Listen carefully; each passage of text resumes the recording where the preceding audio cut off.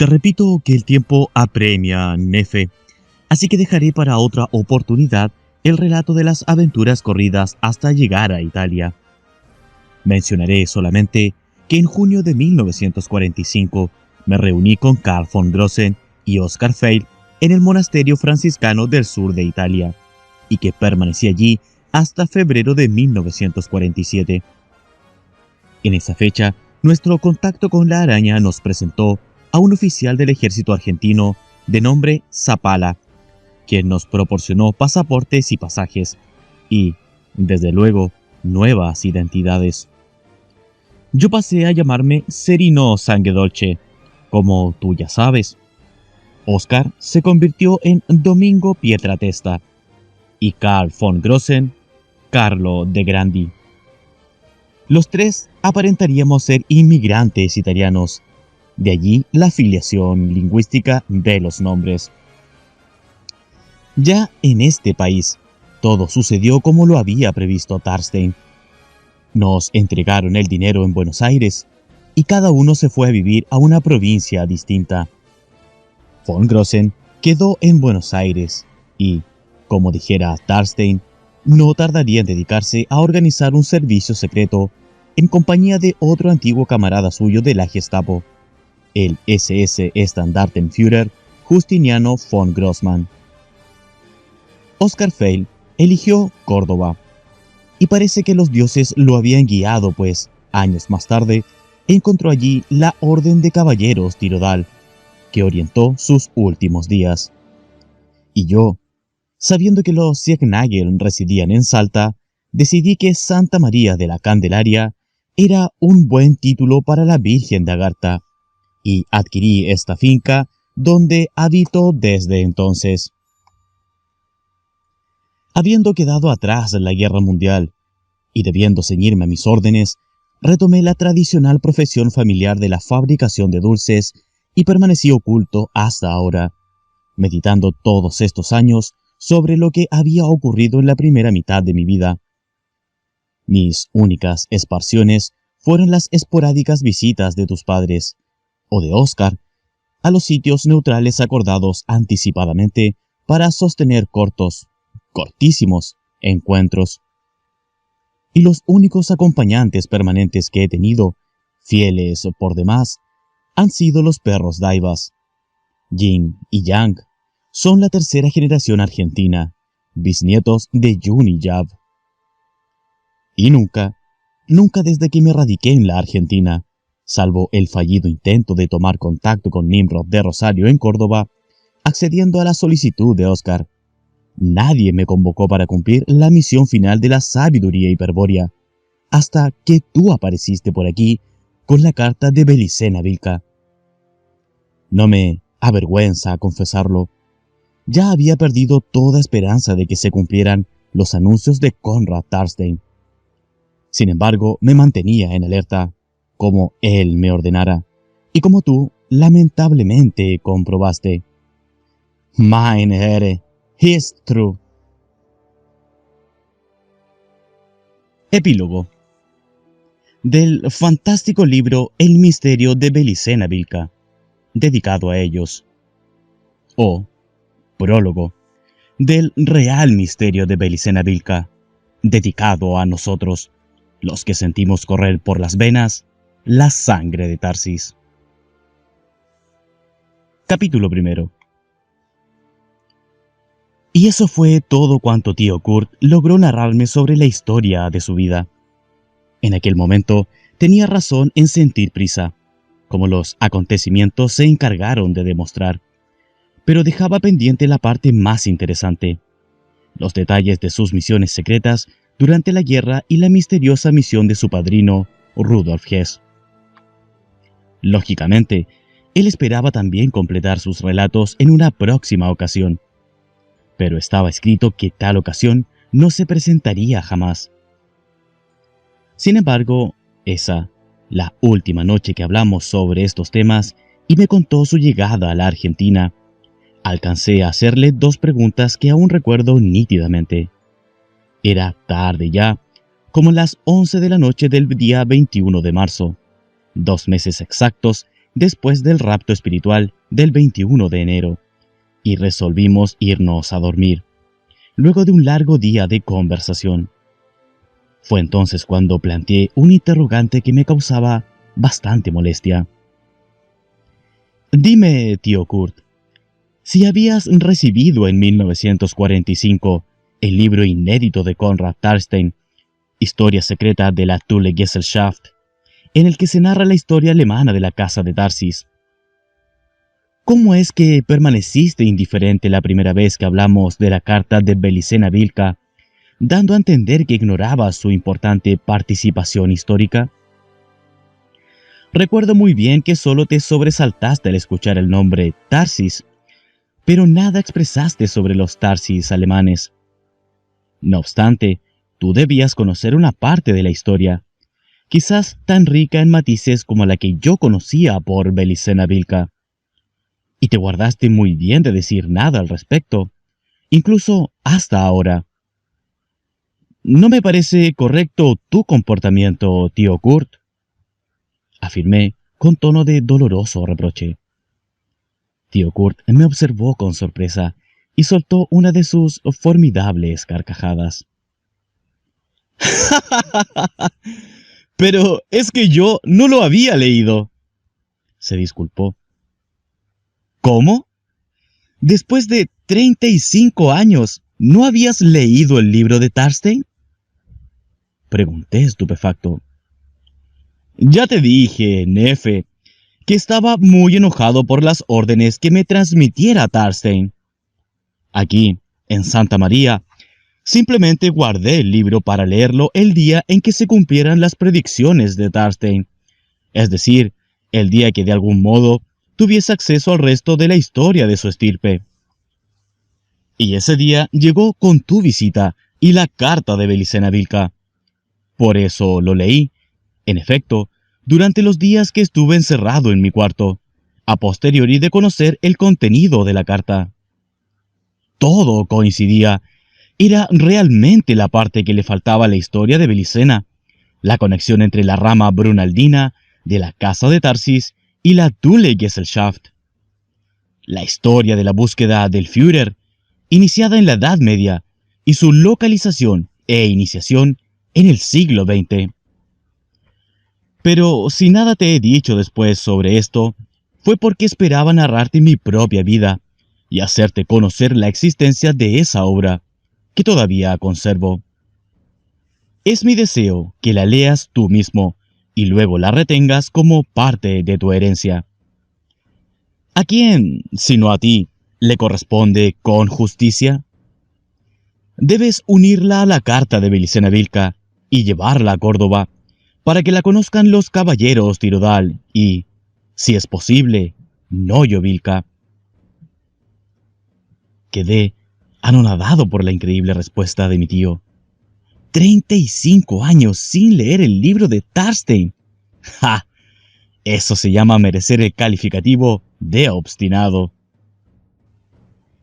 Tío Kurt fue a su habitación y regresó con el estuche de cuero y herrajes de plata que guardaba la preciosa obra. Me la entregó sin condiciones y allí le disparé la segunda pregunta.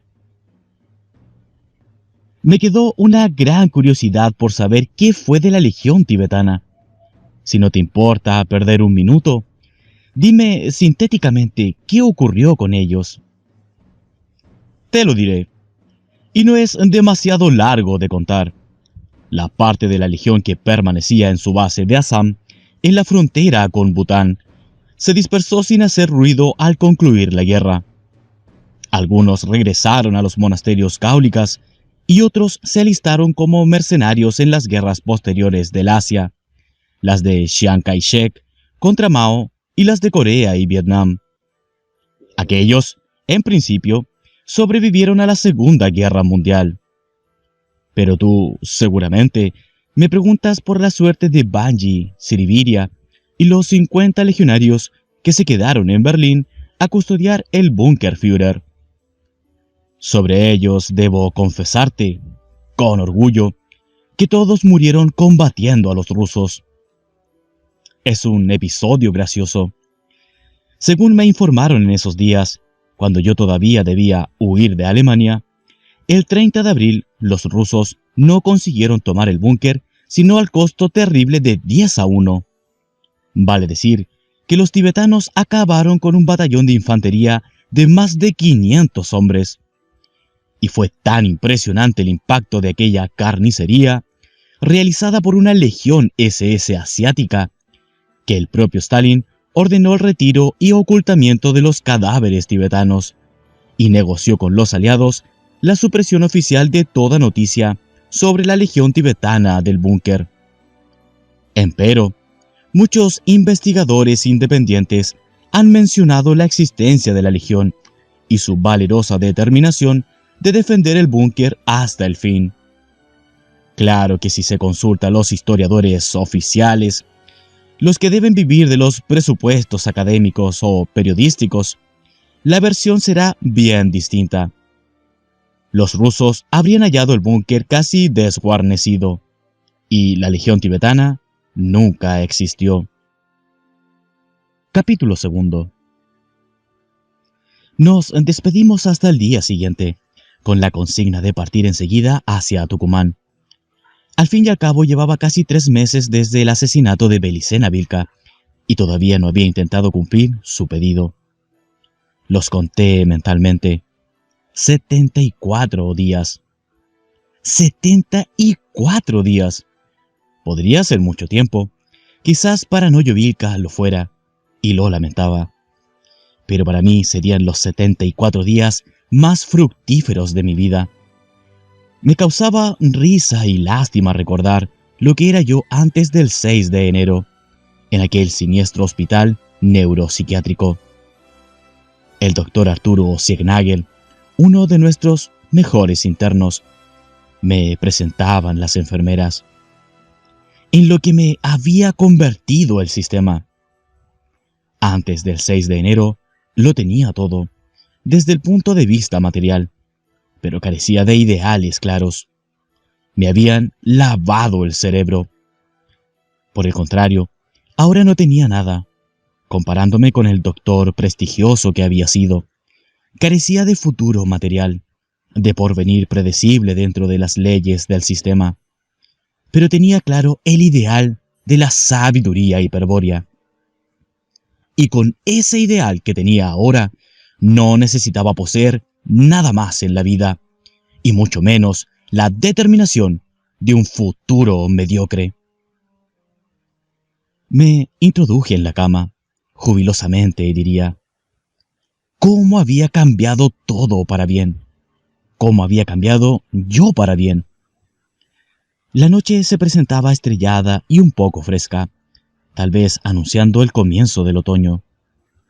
Al principio pensé leer el libro de Konrad Tarstein, mas luego me contuve. Yo también estaba algo cansado y no quería descontrolarme del todo. No deseaba que el gozo actual me dominase completamente. Si tío Kurt se guardó 35 años de leerlo, ¿por qué habría yo de impacientarme? ¿No era acaso capaz de aguardar un día más?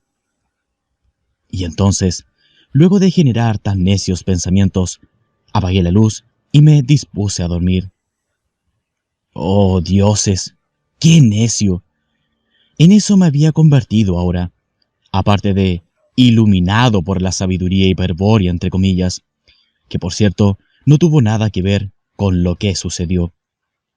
Fui yo, mi orgullo desmesurado por efecto de todo lo que sabía en tan corto tiempo, y que me inflaba el plumaje como un pavo real, el único culpable de que la desgracia que acechaba se arrojase aquella noche sobre nosotros.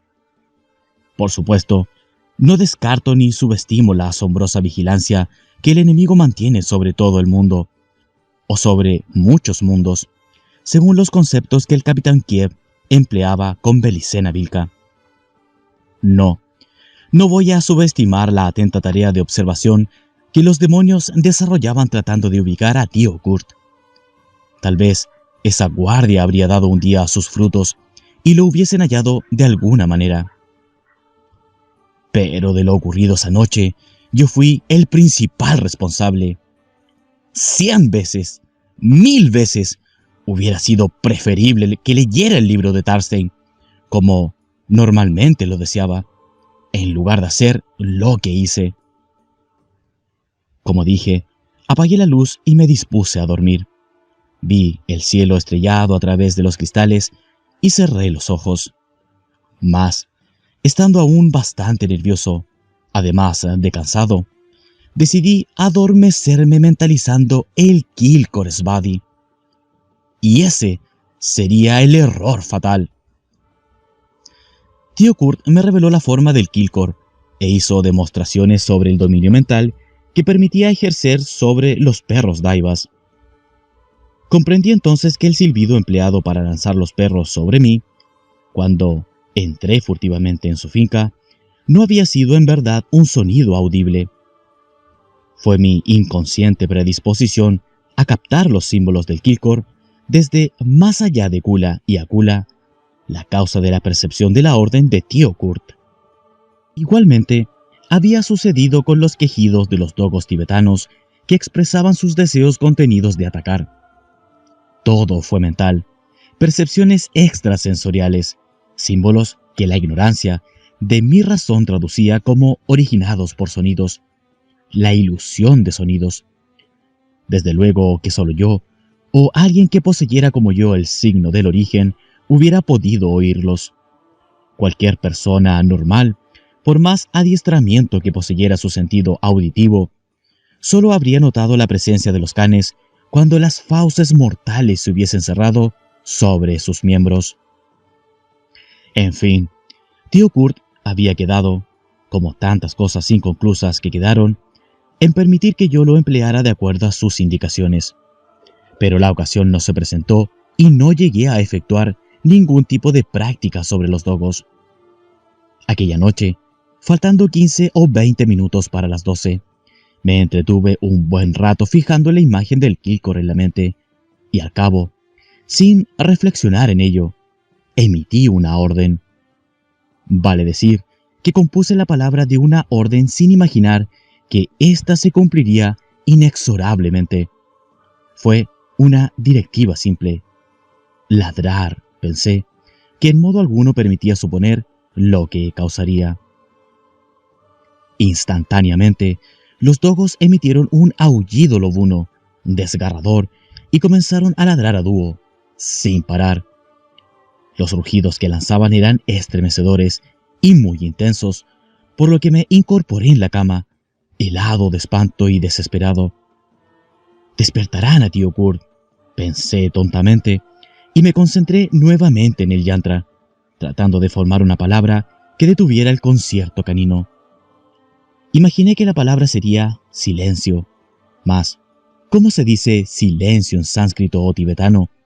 Únicas lenguas en las que se podía traducir el concepto con la clave del Kilkorsvadi. Tío Kurt me lo había dicho, me aseguraba a mí mismo, mientras procuraba infructuosamente recordar. Y fue entonces que se produjo el primero de la serie de nefastos fenómenos que sucederían durante esa noche infernal. Ocurrió como si mi conciencia se hubiese expandido de pronto ilimitadamente. Percibí toda la habitación de un solo golpe de vista, pero sin mirar, como si una voluntad más poderosa que la mía me obligase a hacerlo. Luego vi el exterior de la casa, la finca, toda a la vez, y la ciudad de Santa María, y el camino a Salta, y mi propia finca en Cerrillos. Vi a papá, a mamá, a Catalina, a Enrique y Federico, mis sobrinos, y hasta al perro Canuto. Como hipnotizado, lo veía todo y no podía dejar de ver. De improviso, desde el fondo de mi campo de visión, justamente frente a mí, y como surgiendo detrás de las cumbres del obispo, un punto comenzó a crecer a velocidad portentosa hasta ocupar toda mi atención. Jamás lo podré olvidar. Tomando las palabras que la princesa Isa le dijera a Nimrod, afirmaría que se trataba de el monstruo más espantoso y abominable que imaginarse pueda en una eternidad de locura. Uno que no puede ser descrito por ningún mortal, sin perder la cordura. ¿Y qué me salvó a mí de esa presencia del infierno? Sin dudas, la Virgen de Agartha, la semilla de piedra que ella depositara el 21 de enero en un corazón humano y mortal. La semilla que, pese a todo, había germinado y hecho de mí lo que ahora era. Porque en el pasado habría muerto allí mismo, frente al demonio que me había contemplado por un instante, con un odio que nunca creí posible que nadie pudiese experimentar. Pero ahora tuve fuerzas suficientes para enfrentarme a él y apartarle de mí. Sí, desapareció de la vista y la visión se disipó. De nuevo me encontré en la habitación de Santa María, sentado en la cama y oyendo cómo los dogos aullaban sin parar.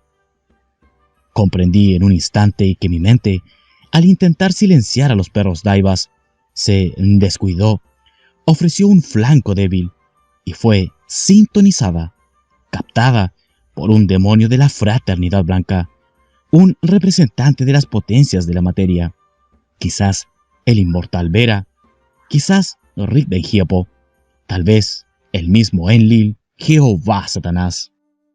Evidentemente, no me hallaba del todo desconcentrado, pues oí, o creí oír, la voz de tío Kurt que tronaba las palabras Nishala Mirabata Svadi, directamente en el interior de mi psiquis, con lo que los perros cesaron de inmediato de ladrar. Lo cierto fue que, un instante después, irrumpía verdaderamente tío Kurt en mi cuarto, gritando «¡Arturo! ¡Arturo! ¡Arturo! ¿Estás bien? ¡Gracias a los dioses!», exclamó al encender la luz y cerciorarse de que me hallaba con vida. «¿Qué has hecho, Arturo? El demonio Vera te ha localizado. Por un momento lo sentí como aquella vez en la cañada La Brea, en el Tíbet». Le referí el uso imprudente que hiciera del yantra.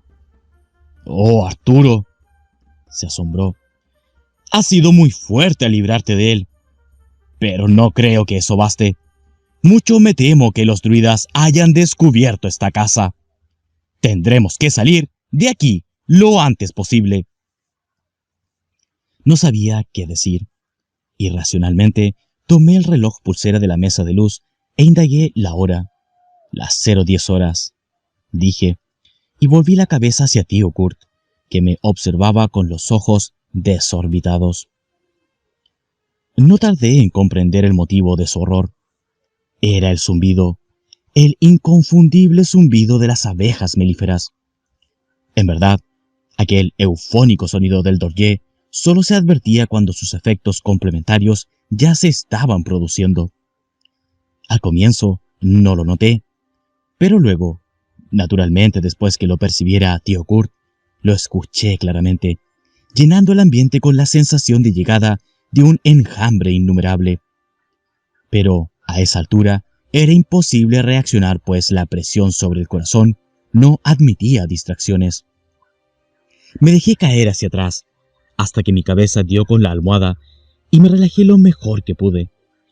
Inconscientemente me tapé los oídos con las manos, pero el sonido mortal penetraba igual, a cada instante con más intensidad, y el corazón, completamente fuera de control, parecía querer salírseme del pecho, y aún no había llegado lo peor. Experimentaba una parálisis creciente en todo el cuerpo y razoné, ya en el final de la resistencia psíquica, que la mejor táctica mental para luchar contra la poderosa fuerza de voluntad de los demonios consistiría en concentrar el pensamiento en una idea ajena a la terrible realidad del dorje. Pensar en otra cosa, pero ¿en qué? ¡Oh, dioses! ¡Cuán avara de ideas puede tornarse una imaginación fantasiosa como la mía en una situación límite semejante, cuando está en juego la vida animal! ¿Y cuánto más avara ha de volverse así, como asegura la sabiduría hiperbórea, el alma creada está pronta a traicionarnos, pues su substancia es parte del Creador, partícipe de su arquetipo a imagen y semejanza? Allí lo comprobé sin dudas. El alma siempre traicionaría al espíritu, al yo, para favorecer la voluntad de los demonios, que pertenecen a la jerarquía blanca, en la que se desdobla y encadena el Creador Uno. Porque súbitamente me vino al fin una idea salvadora.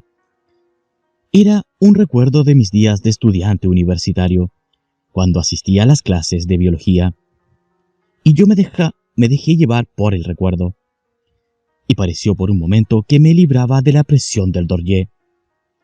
Sí, el alma, dueña de la memoria y los recuerdos, había finalmente obedecido la voluntad del yo y me sacaba de aquella mortífera realidad.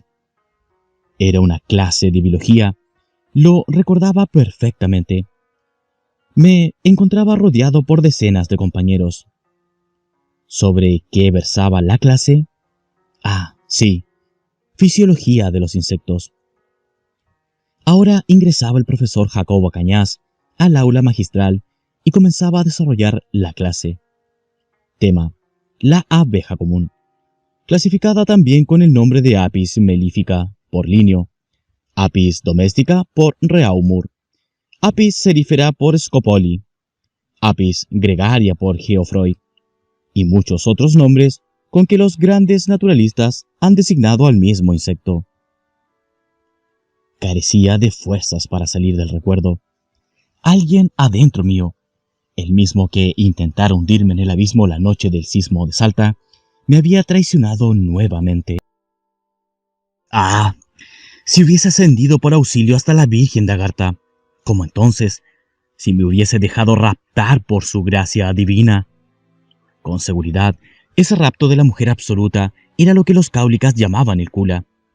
El Kula me habría transformado en Akula, en Shiva viviente, y el espíritu se habría situado más allá de Kula y Akula. Con seguridad, pues, ese era el verdadero camino de salvación para salir fuera del cerco de los demonios, que yo no supe encontrar de entrada por manifiesta falta de fe en mí mismo, por la desconfianza en el hecho de que mi espíritu pudiese ser amado realmente por la diosa de la liberación eterna. En cambio, permanecía en la clase del profesor Jacobo Cañas. El zumbido de los himenópteros es generalmente una combinación de 3 tonos distintos, generados en diferentes órganos. El más intenso es el de las alas, aunque es el de menor frecuencia. Para un mismo ejemplar de Apis mellifera, varía estadísticamente entre un La de 440 ciclos por segundo y un Mi de la misma octava de 330 ciclos por segundo. El primer tono corresponde a la abeja descansada, en el momento de salir de la colmena. El último, a la abeja fatigada, al finalizar su jornada de labor. Percibía precisamente aquellos tonos. Oía claramente el sonido de las alas al batirse. Los himenópteros volaban hacia mí. El segundo tono que compone al zumbido característico es producido por la vibración de los estigmas que conducen el aire a las tráqueas pulmonares. Se trata habitualmente de un Si de 594 ciclos por segundo, apreciablemente más agudo que el tono de las alas, pero menos intenso. Escuchaba ahora el zumbido de una abeja, el zumbido de un enjambre.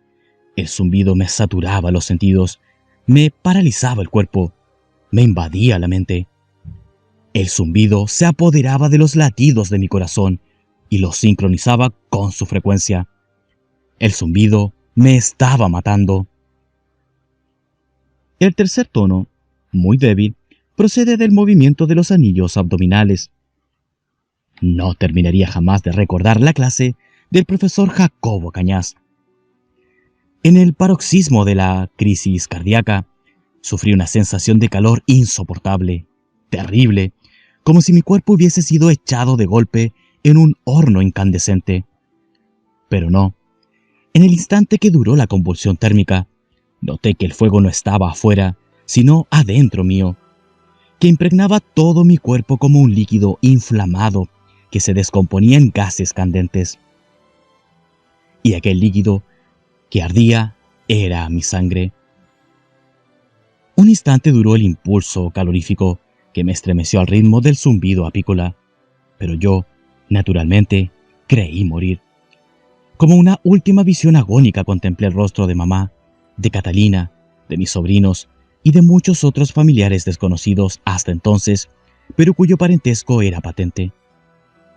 Mas todos los rostros se parecían entre sí, no en virtud de su semejanza genética, sino a causa de la expresión común que manifestaban, probablemente idéntica a la mía de ese instante. Todos eran rostros agónicos, rostros de seres humanos que morían en medio de un gran dolor. Sus expresiones reproducían la expresión de la muerte. Y entonces terminó todo. Capítulo 3. Con otras palabras, quiero decir que entonces concluyó el fenómeno. O sea, que cesó el zumbido y se cortó la presión sobre el corazón. Poco a poco se me fue normalizando el pulso y pude moverme a voluntad. Aún aturdido, reaccioné y me incorporé al recordar a tío Kurt. Temí lo peor. Empero, él también se recuperaba en esos momentos, y comprobé que había caído de rodillas, como también le ocurriera en la cañada tibetana La Brea, más de 40 años antes. Estuve unos minutos inmóvil, ordenando las ideas, hasta que de pronto rememoré el último instante del fenómeno, cuando viví mi propia agonía y la de todos mis familiares. Y entonces comprendí. Entonces supe que aquello era verdad, que algo irreparable le había sucedido a mi familia. Descompuesto de pánico, interrogué con la mirada a tío Kurt. En el horror que leí en sus ojos, supe que yo estaba en lo cierto. Al fin conseguí articular palabras y grité: ¡Mamá! ¡Catalina! ¡Oh, tío Kurt! Algo terrible le ha ocurrido a la familia. ¿Qué ha pasado, tío Kurt? ¿Qué ha pasado? Creo que una cosa espeluznante, Arturo. No quiero alarmarte, pero me parece que el demonio Vera no logró realmente averiguar tu paradero, y el mío. Pero temo que lo que vio en tu psiquis fue suficiente para que encontrara la finca de Beatriz en Cerrillos. Si es así, nuestra familia ha corrido grave peligro. Debemos ir de inmediato a Salta, Arturo. Pide una comunicación telefónica mientras yo preparo el jeep. A Salta, 30 minutos de demora. Fue la lacónica respuesta de la operadora. Solicité igualmente la comunicación con carácter de urgente y rogué que la activara cada 10 minutos. Me notificó entonces la hora en que se asentaba mi pedido, y casi no lo pude creer. Eran nada más que las 0:30 horas. En 15 o 20 minutos había ocurrido todo. ¿Podría ser? ¿Podrían los demonios haber actuado en tan poco tiempo? Esa duda inconsistente me esperanzó un poco, pero fue solo hasta que volvió tío Kurt del garage y le comuniqué mi inquietud. Sacudió la cabeza en un gesto negativo y desalentador y me dijo: quisiera confirmar tu esperanza, pero no puedo engañarte. No debemos ser optimistas en modo alguno. Los inmortales dominan el tiempo y el espacio. Son maestros en el arte de desplazarse en los incontables mundos de la ilusión mágica. A nosotros no pueden hallarnos, como no podían hacerlo con Belicena y Noyo Vilca, porque nuestros espíritus iniciados están en verdad aislados del tiempo y del espacio por las runas de Wotan, o por las brunas de Nabután, si prefieres. Ellos no conocen nuestra realidad, el mundo que el espíritu afirma desde el origen, y eso los desconcierta, les impide localizarnos. Pero, una vez obtenida la referencia real de un mundo determinado, a él pueden dirigirse y llegar en cualquier tiempo y espacio. No sé para qué preguntaba si yo sabía que era así, pero me ilusioné por un momento, confiando en que mi razonamiento tuviese valor, aguardando vanamente que la razón prevaleciese sobre la irracionalidad que se iba adueñando de mi vida. La campanilla del teléfono me sacó de tan amargas reflexiones. «Su llamada con Salta», anticipó lacónicamente la operadora. Durante 10 largos minutos oí los tonos de llamada a través del teléfono, sin que nadie respondiese en Cerrillos. Aquello sí que no era normal. Aún siendo la 1 de la mañana, alguien debería atender en mucho menos tiempo. 1000 veces había hecho llamadas semejantes desde Salta y siempre me contestaron en 3 o 4 minutos. No responden en su número, interrumpió la operadora. ¿Repetimos la llamada más tarde? No supe qué decir. Miré de reojo a tío Kurt y observé que me hacía una obvia señal con las llaves del jeep. No, señorita, la cancelo ahora.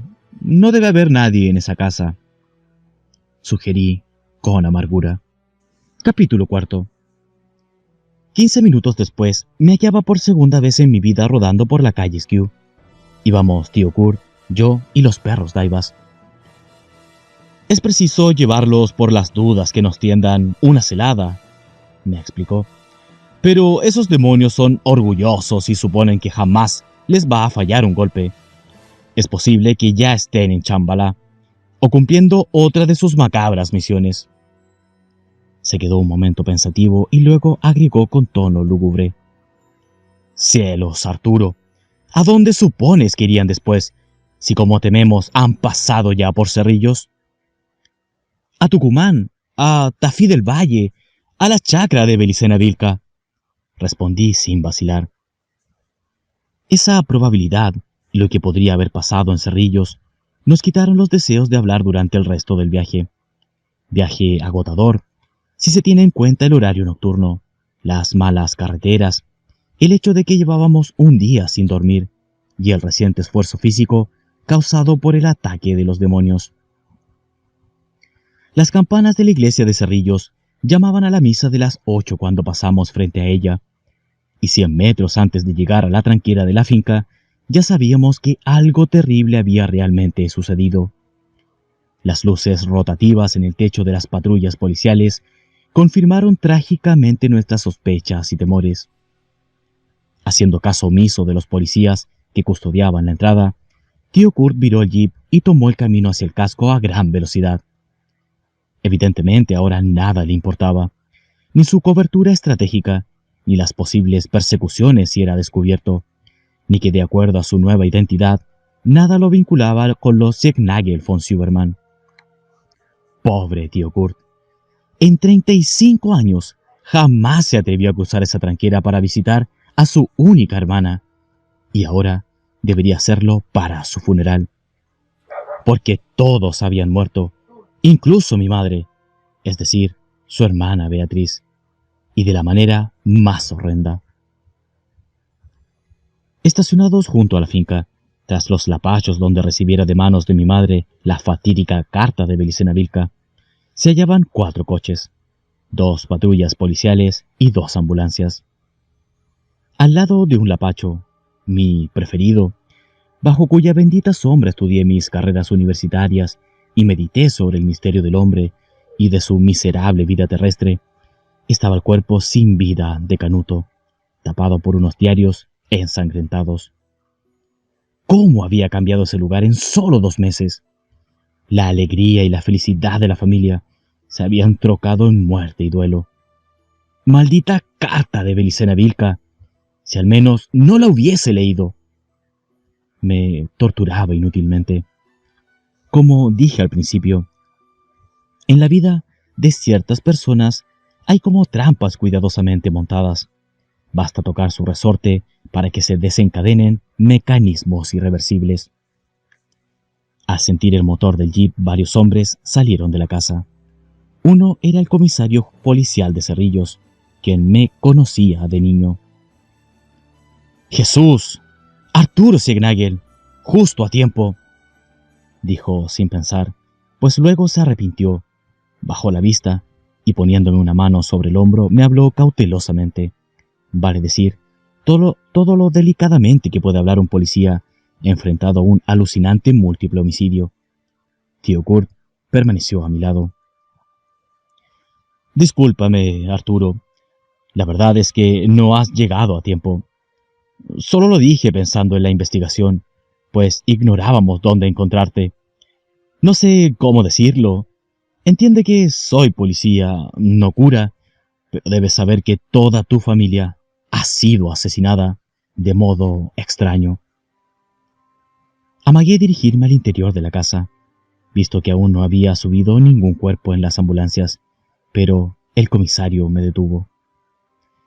Aguarda un instante, Arturo, pero es mi deber interrogarte. ¿Tú sabías que algo había ocurrido aquí? ¿De dónde vienes ahora? Oh, sí, afirmé precipitadamente. Sabía que algo malo pasaba porque nadie respondió al teléfono de la finca esta mañana a la 1. Fue por eso que salimos de inmediato hacia aquí. Pero, ¿de dónde hiciste la llamada? ¿A dónde te encontrabas? Quiso saber sin excusas. Pues en la finca de este amigo aquí presente, el señor Serino Sanguedolce, quien es fabricante de dulces en Santa María de Catamarca y con el que estaba ajustando un negocio para venderle nuestro mosto sobrante. Hacía unos días que me encontraba allí. Está bien, Arturo, lo verificaré, dijo, mientras guardaba la libreta en la que apuntaba todos los datos. Bueno, pueden pasar. Tú eres médico y se supone que debes poseer sangre fría, pero esto es distinto. Él o los asesinos son sin duda psicópatas, tal vez escapados del nosocomio donde tú trabajabas. Han cometido los crímenes con un salvajismo nunca visto por aquí. Mejor entras preparado. En el interior el desorden era total. Luego del paso de ignotos policías que ejecutaron sus aún más ignotos peritajes. En el comedor se habían arrimado los bordes de 2 mesas, y sobre ellas estaban depositados los 5 cadáveres. Prudentes sábanas cubrían la exposición de los cuerpos. Tío Kurt me apretó un brazo con su mano de acero y descubrió él mismo el primer cadáver. ¡Beatriz!, gritó él. ¡Mamá! ¡Oh, mamá! ¿Qué te han hecho?, grité yo, desesperado, al comprobar que el dulce rostro de mi madre, crispado ahora por una mueca de horror indescriptible, aparecía degollado de oreja a oreja. ¿Lo ven?, comentó inoportunamente el comisario. Se trata del acto criminal más aberrante que he visto en mi vida. Incomprensible, indudablemente producto de una mente enferma. Los siguientes cuerpos correspondían a mi hermana Catalina y a sus 2 hijos, Enrique y Federico. Estos no mostraban seña de violencia alguna. Pensamos que fueron envenenados y los íbamos a trasladar a la morgue local para practicar la autopsia cuando ustedes llegaron. Ahora que los has visto, daré la orden de que los carguen en las ambulancias. A los otros no habrá necesidad de llevarlos, pues su muerte es obvia y ya ha sido determinada por el médico forense. Tu madre fue degollada, según has comprobado tú mismo, y tu padre falleció por aplastamiento de cráneo, seguramente al resistirse al ataque. ¿Tienes algo que objetar sobre ese diagnóstico? Moví la cabeza negativamente y destapé el cuerpo de papá. El golpe vino de arriba, descargado con un objeto contundente hábilmente manejado, ya que solo le hundiera 2 centímetros de la bóveda craneana a la altura del encéfalo. Tío Kurt permanecía como abstraído frente al cuerpo sin vida de su hermana. Las ambulancias ya se habían llevado a Catalina y a sus hijos, y los policías comenzaban a retirarse. Invité al comisario a una copa y le señalé varias cajas de nuestro mejor Sauvignon, indicándole que se las repartiera a sus hombres, acto de cortesía prohibido por los reglamentos policíacos, pero que sería tomado como un gesto inhospitalario si no fuese ofrecido. Chablis helado y jamón crudo fue consumido en cantidad, mientras aflojaba la lengua del policía. Un rato después se nos unió tío Kurt. ¿Quién dio la noticia?, pregunté. El personal que entra a las 5, respondió. Un criollo llamado Jorge Luna. Parece que fue el primero en llegar. Se sorprendió al notar que todas las luces de la casa estaban encendidas como en noche de fiesta, según declaró. Se aproximó entonces a la cocina, donde siempre estaba tu padre tomando mate desde las 4:30 horas, pero no vio a nadie. Así que comenzó a rondar la casa pensando que tu padre estaría afuera. La primera señal de que algo malo había pasado la tuvo al tropezar con el cuerpo del perro, literalmente partido en dos, cerca de los lapachos. Unos metros más allá, yacía el cadáver de Don Signagel, con el cráneo destrozado. A primera vista, y especulando un poco, prosiguió el comisario, te diría que han intervenido como mínimo 2 cómplices, tal vez 3. 2 son imprescindibles para reconstruir el hecho con cierta lógica, pues resulta evidente que tu padre salió de la casa requerido por tu madre, quizás respondiendo a un grito aterrador de ella, y fue sorprendido por el golpe asesino junto a la puerta. No bien se asomó, recibió el golpe que, según el forense, le produjo la muerte en el acto. Allí lo encontró Jorge Luna y corrió con su bicicleta hasta la comisaría a buscar ayuda. En tanto les avisaba a los restantes operarios que llegaban que no se acercaran a la finca. A doña Beatriz la hallamos nosotros, junto al lagar. Presumiblemente desde allí lo llamó a tu padre antes de ser asesinada, y creemos que fue hecha salir de la casa con engaños. Eran pasadas las 00 horas cuando se produjo el crimen, hora impropia para salir voluntariamente al exterior de la casa en gente acostumbrada a levantarse a las 5 de la mañana. Claro que solo se trata de conjeturas. Hasta que no se reúnan más elementos y los resultados de los peritajes, no podremos evaluar muy precisamente los hechos. Se atajó, como hace todo policía profesional cuando no quiere comprometer su opinión. Alenté al comisario para que continuara con la descripción de lo ocurrido, mientras circulaban las tajadas de jamón y las copas de chablis. Dios me perdone. Tú me lo pides y yo tendré que responderte crudamente, Arturo. El loco, que se apoderó de tu madre, la arrastró hasta el lagar, quizás amordazada, y desde allí permitió que gritase para atraer a Don Signagel a la trampa que le tendiera su cómplice. Una vez muerto tu padre, ambos se reunieron para asesinar a doña Beatriz. Te preguntarás cómo puedo estar tan seguro. Pues porque, como dedujo el médico forense, para matar de esa forma hacen falta 4 manos, es decir, 2 para sujetar a la víctima y 2 para practicar tan perfecto tajo de oreja a oreja. No serían necesarias 4 manos si la víctima estuviese inconsciente, pero este no es el caso, pues no se descubrieron golpes en la cabeza ni señales de narcótico. Hay que esperar los análisis para estar seguros del todo. Y lo más concreto, existen huellas de los pies que revelan una resistencia desesperada hasta exhalar el último suspiro. Sentí que me mareaba, que todo daba vueltas alrededor mío, que la náusea me ganaba el estómago, la garganta. Vacilé en la silla, a punto de vomitar. Bebe una copa, Arturo. Vamos, bebe. La necesitas. Me incitaba el comisario, extendiéndome la copa rebosante de buen vino blanco. La bebí de un trago, y a fe que jamás me cayó tan bien una de nuestras cepas. Era previsible que te descompusieras. Era demasiado espantoso y repugnante lo que ha pasado esta noche en tu casa. ¿Estás seguro de que deseas saberlo todo ahora? Podrías descansar unas horas y enterarte más tarde, cuando te encuentres más calmo. No, por favor, comisario, supliqué. Ha sido solo un mareo pasajero. Dígamelo todo ahora, cuanto antes, mejor. Tío Kurt apoyó con un gesto esta solicitud. Y aquí viene lo peor, Arturo.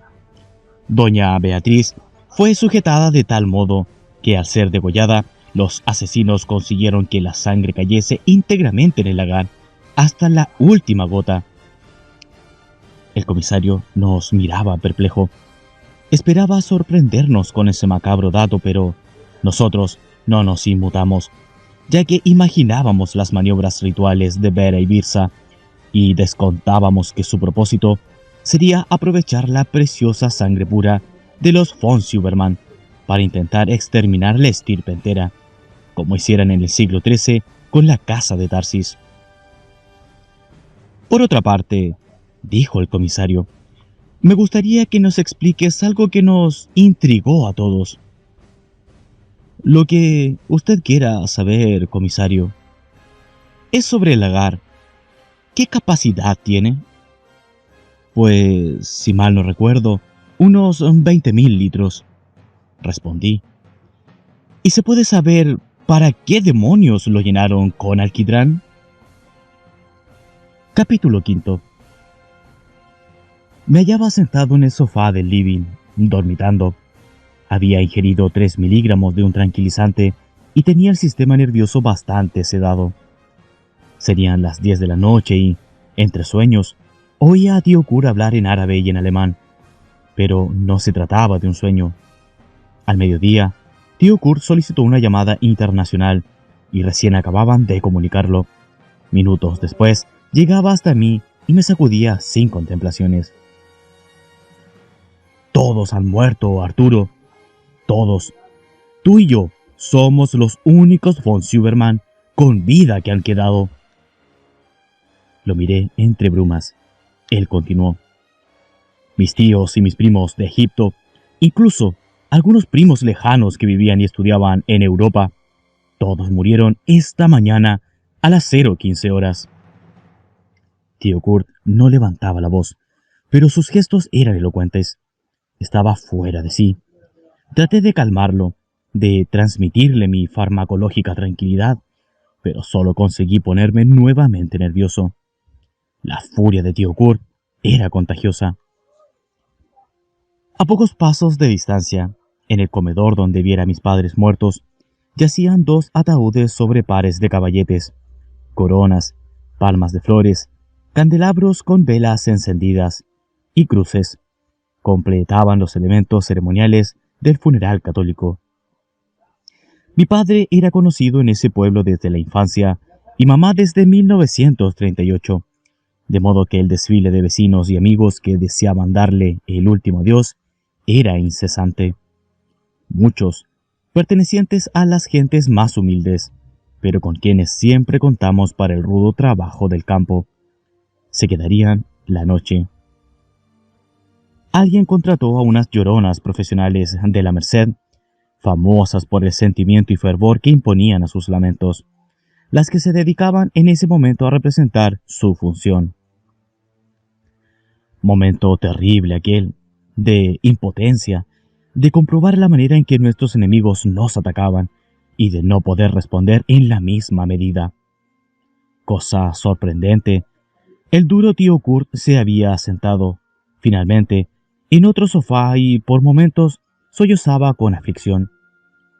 Yo debía recibir el pésame de los visitantes, de acuerdo a la tradicional costumbre, quienes antes de marcharse dejaban su nombre anotado en una tarjeta, que les aseguraba recibir más adelante, en un plazo no mayor de 10 días, el agradecimiento postal. Costumbres, hábitos en práctica desde tiempo inmemorial, de las que no podría zafarme sin causar un gran escándalo. A la medianoche la casa estaba atestada de gente. Unas vecinas se encargaron gentilmente de preparar café y atender a los conocidos. Diversos grupos de amigos formaron corrillos para comentar los horribles crímenes, y los rumores más insólitos circulaban de boca en boca del supersticioso vecindario indio y mestizo. Tío Kurt y yo intentamos vanamente que la policía nos entregara los cuerpos de Catalina y los niños, temiendo que en pocas horas se corrompiesen como sucediera con los miembros de la casa de Tarsis. Mas nuestra gestión fue inútil. La autopsia no se completaría hasta el día siguiente, y, aunque la policía no lo admitiera, sabíamos el porqué de aquella demora. Los médicos forenses no conseguían establecer la causa de las muertes. Mi hermana y sobrinos fueron encontrados en sus cuartos, en la planta superior de la casa y presumiblemente fallecieron sin enterarse de los espantosos asesinatos que se estaban cometiendo afuera. Habrían muerto, como los miembros no iniciados de la casa de Tarsis, en el momento en que el poder del Dorje de Vera transformaba la sangre del lagar en alquitrán, es decir, a las 0:15 horas. Y, obviamente, esto no lo sabían los médicos forenses. Nos resignamos, pues, a velar solo a mis padres, aunque comisionamos a la empresa de servicios fúnebres para que insistiese periódicamente en la morgue y reclamase los cuerpos pendientes.